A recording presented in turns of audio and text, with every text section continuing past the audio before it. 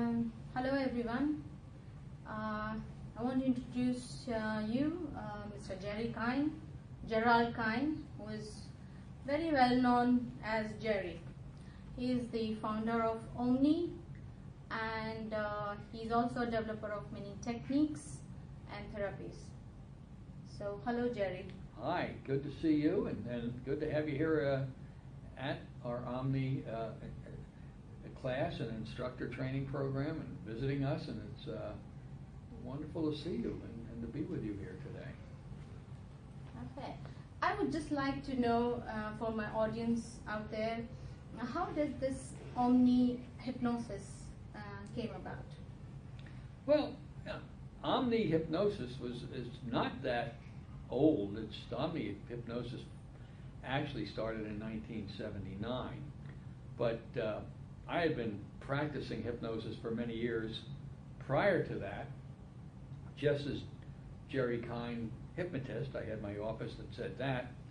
And as our business grew, from working very hard, as you know, you have to do to be successful in life, we started teaching classes, and it grew to the point that my wife said, who worked in the business with me also, and she's probably the one that made it successful, you know, the woman never gets the credit. They're always doing the work behind the scenes that make everything work. Anyway, she said, you know, the company has gotten to the point that Gerry Kien, the hypnotist, just doesn't sound professional enough, and that we should have a corporate name because it's respected more with a corporate name, and also then it becomes a saleable product someday in the future because it's not just dependent on you. It's a corporation. So I agreed. I didn't care. I wasn't thinking that way back then. So she came up with the name OMNI, which meant all-encompassing, you know, just everything. I said, that sounds fine. And she incorporated the name, and off we went as OMNI. And we built that corporate name over the years to become a respected name in the profession, and she made the right decision, and it worked out well for us, sure. Like most businesses, as you grow, you need to present yourself to the marketplace in the best way you can. Yes. So having a good corporate identity is a good business decision. Okay. Now, you know, hypnosis as a profession has been there since a long time, and there are many school of thoughts. There are many institutes that teach hypnosis, and they have their own ideas about it. What is so different between other schools or other institutes and OMNI? Yeah, that's a good question. You know, because not OMNI, but because hypnosis is not a licensed profession, that means anybody can teach hypnosis at this point in 2016 in our professional evolution. Somebody can just say, I want to be a hypnotist, and open an office, say they're a hypnotist, and teach whatever they want. And so that's happened over the years. So all the schools out there are probably not the same. They're all teaching whatever the owner or instructor believes hypnosis is. With that being said, basically in the United States, now I don't know about the United Arab Emirates or India or where, you know, the areas you're going to be working in, I suspect it's I just don't know. But in the United States, there was two philosophies of hypnosis in the early years. And I'm saying the early years from the 40s, 50s, 60s, and early 70s, I'll call the early years. And there was two types of hypnosis that were being developed in this country. One was started by a fellow named Harry Aarons. He owned built an organization called the Association to Advance Ethical Hypnosis. It was primarily an East Coast organization, basically east of the Mississippi River in the United States. He wrote a book called The New Master Course of Hypnotism, which was a good book at the time, but it was a direct suggestion hypnosis course. He also preached that regression was dangerous and shouldn't be done without a licensed mental health professional. And so they started teaching this all over the East Coast of the United States. I came from a different bias of training. Most people know that in my early years, one of my instructors was Dave Ellman, and he believed in regression to cause, find the cause and fix it kind of thing. And that was a bias of my mental attitude, my professional training as I grew up. And I started practicing when I opened my office using primarily regression, find the cause, very effective, very rapid techniques where you work on a phobia, get it done in an hour or less, and you know, these very rapid kind of transformational techniques. And I didn't know the other people were, I didn't know any other hypnotists at the time. And when they found out what I was doing, I was ostracized. They didn't like me. They thought I was doing everything that was illegal and bad, and I had a terrible time in those early years. But I stuck to my guns, eventually opened my own training school, made the course up, and started teaching the physicians in my area and then regular folks. And now we have a lot of people all over the world that understand, that like the OMNI way, the OMNI approach, but we're still in the minority. There's still, most people just think hypnosis is do a progressive relaxation induction, read them a script, give them some kind of a audio program to listen to when they go home, and you know, it generally doesn't work very well at all. Temporary change is what you're pretty much looking at with those kind of approaches. Sometimes they'll work, but most of the there's no standardization, and I like to say do this, do this, do this, and here's your outcome over here. Okay. So that's the big difference between OMNI and just about everything else that's out there. Okay. Okay. There are many people out there who have issues and they want to consider, there are many modalities available to rid of their problems. Why would they choose hypnosis?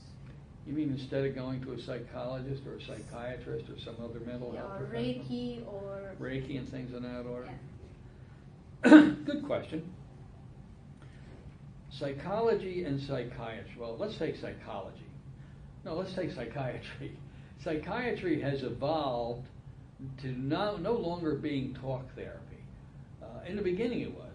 Today, psychiatry is primarily a chemical intervention program where the doctor will figure out what they think is wrong with you and you'll be issued a medication to control it. Notice the word, to control it, rarely if ever to cure it. Yeah.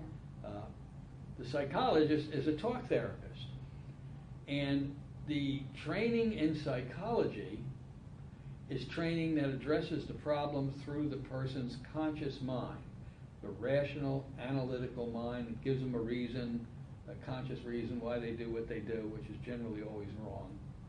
And so they struggle for years because they can never find out the real cause of the problem that's hidden way below into deep subconscious mind. And so you go to those talk therapies for months and years, and you get very little effective change. Occasionally it works well, but the rule of thumb is it's just such a long time to get minimal change. The hypnotist, on the other hand, takes a totally different view on it. We don't want to wrestle with your consciousness. We don't want to wrestle with that conscious mind.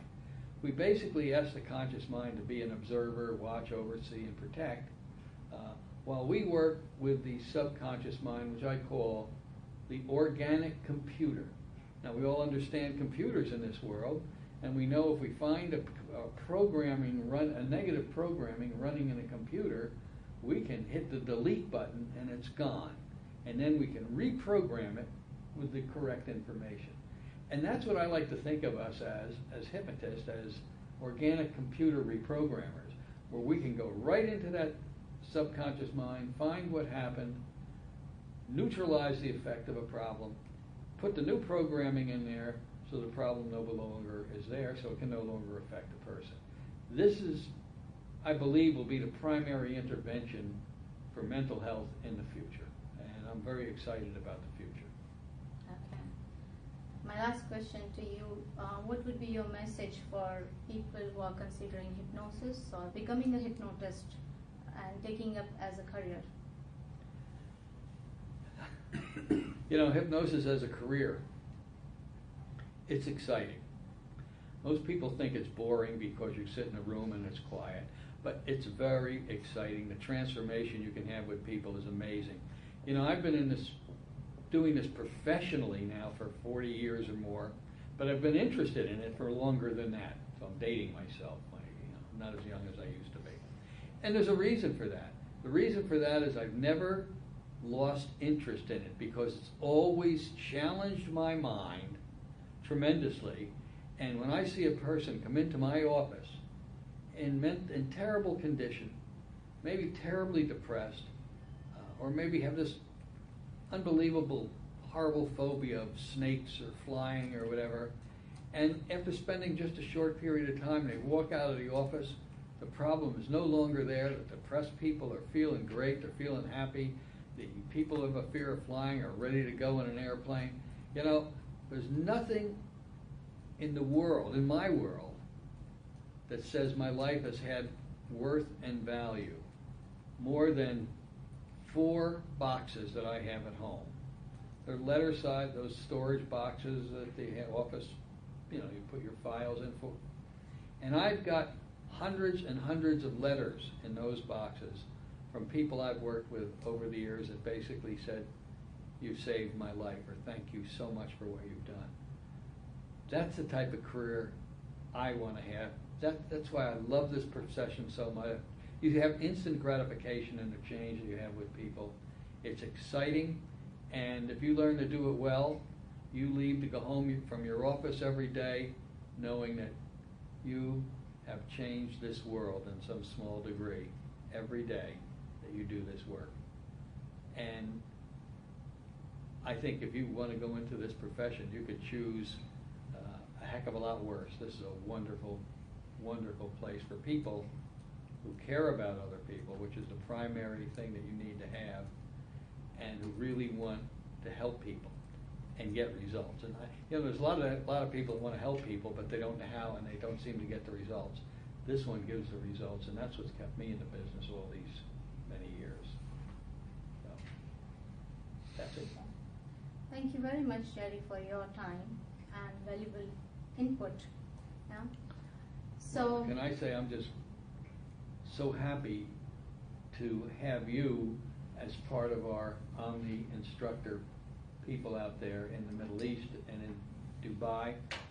You're the first instructor that we're going to have over in that part of the world. I think your opportunities over there are amazing. You may have to do some education of the people, but I think that it's so needed over there with the problems you guys have that are different than the problems we have in the States, as any place is different than any other place.